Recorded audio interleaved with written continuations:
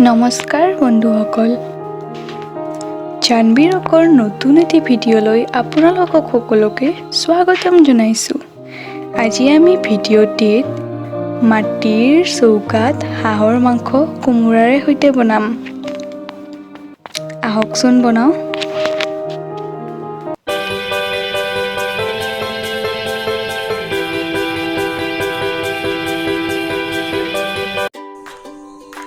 বন্ধুসকল, আজি আমি হাঁহৰ মাংস বনাম চৌকাত। হাঁহৰ মাংস কোমোৰাৰ সৈতে।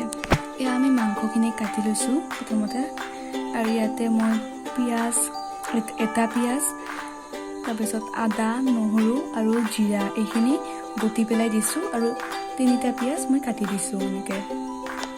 আৰু মই এইখিনি লৈছোঁ কোমোৰা আৰু কেইটামান আলু, অলপ ডাঙৰ ডাঙৰকৈ কাটি ল'ব। আৰু এয়া চৌকাত জুই জ্বলালোঁ, অলপ পানী গৰম দি থৈছোঁ আগতে।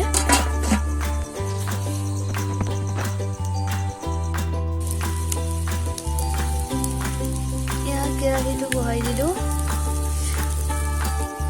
এইখিনি মই গোটেইখিনি ইয়াতে আনি লৈছোঁ। ইয়াতে মই তেল দিছোঁ। এতিয়া আগৰ কোমোৰা আৰু আলুখিনি আগতে ভাজি ল'ম।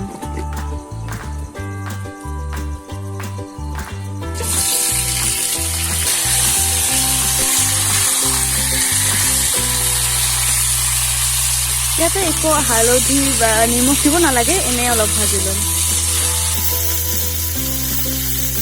এইখিনি আগতে ভাজি লোৱা এটাই কাৰণ, নহ'লে মাংসৰ লগত বেছি মিলি যায়, অলপ গ্ৰেভি জাতীয় অলপ বেছি হৈ যায়, আৰু সেইকাৰণে ভাজি ল'লে অলপ ঠিকে থাকে। আৰু এটা কথা ক'ব পাহৰিছিলোঁ, এই মাংসখিনিত মই আগতে হালধি, তাৰপিছত শুকান মৰিচ আৰু কেঁচা মৰিচৰ এইখিনি পেষ্ট বনাই আৰু নিমখ এইখিনি দি পেলাই একেবাৰে মিক্স কৰি লৈছোঁ।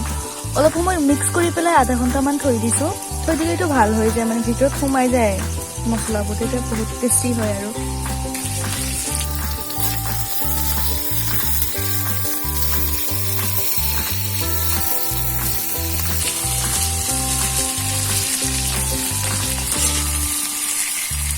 জুইত বনালে চব্জি নাইবা যিকোনো বহুত টেষ্টি হয় ন। সেইখিনি নমাই ল'লোঁ। এয়া অলপ পাঁচফোৰণ আৰু তেজপাত ইয়াতে গোটেইখিনি দি দিম ইয়াতে।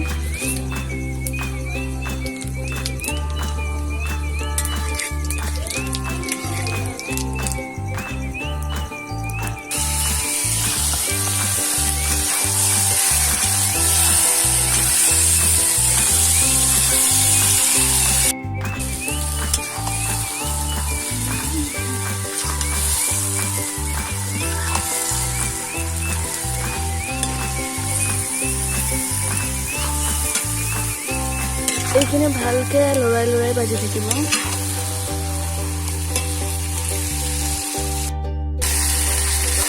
এতিয়া দেখিছে ইয়াতে অলপ লাগা হৈছে, তাৰমানে ইয়াতে পানী দিব পৰা হৈছে।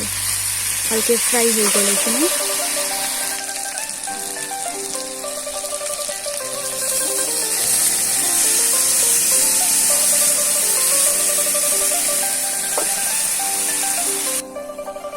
অলপ বইল হ'বলৈ দি দিব।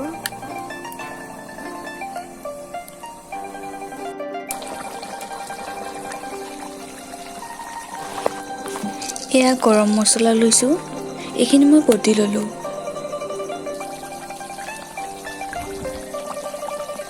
গৰম মছলাখিনি এতিয়া দি দিম ইয়াতে, আৰু এইটো ঢাকি দিম যাতে ইয়াৰ সুগন্ধিটো ওলাই নাযায়। আৰু এয়া কম সময়তে হাঁহৰ মাংস কোমোৰাৰ সৈতে তৈয়াৰ। ভিডিঅ'টি চোৱাৰ বাবে অশেষ ধন্যবাদ। আৰু এনেকুৱা বেলেগ ধৰণৰ থলুৱা ৰেচিপি পাবলৈ চেনেলটো ছাবস্ক্ৰাইব কৰিব, আৰু কাষত থকা বেল আইকনটো প্ৰেছ কৰি অল কৰি দিব।